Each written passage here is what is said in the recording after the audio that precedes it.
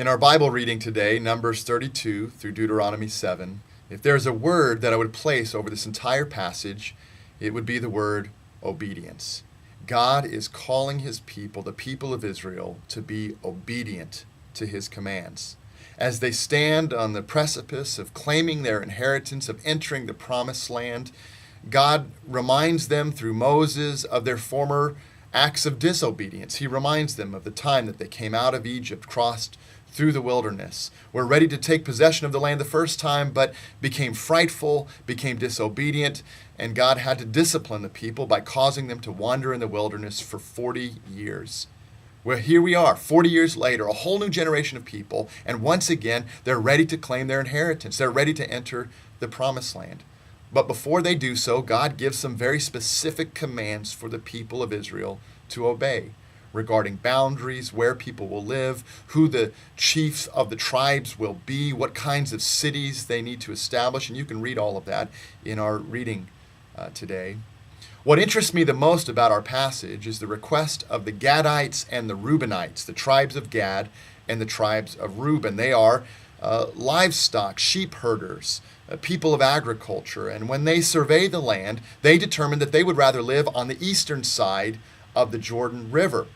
However, Moses reminds them of their responsibility to join their fellow tribesmen, to subdue the nations that already live in the promised land, to take up their arms and to fight with their fellow clansmen. And so the compromise is made. If the people of Gad and if the people of Reuben will take up their arms, will fight alongside their tribesmen, will help subdue the nations of the promised land, then when the fighting is over, then they will be able to claim their inheritance and they will be able to live on the eastern side of the Jordan River.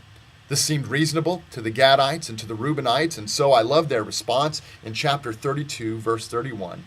And the people of Gad and the people of Reuben answered, "What the Lord has said to your servants, we will do." I love that response.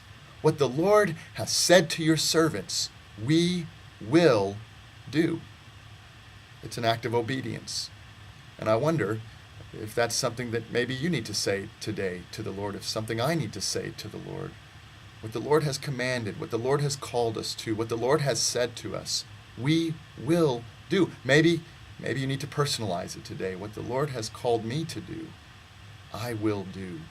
And what act of obedience is it that the Lord is calling you today? Maybe it's an act of generosity, maybe an act of compassion, an act of forgiveness, an act of purity.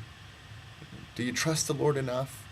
Do you trust that he wants what is best for you, that he knows what is best for you? Do you trust him enough to say, Lord, whatever it is that you have said to me today, whatever it is that you have called me to do today, I will do it. In a word, obedience.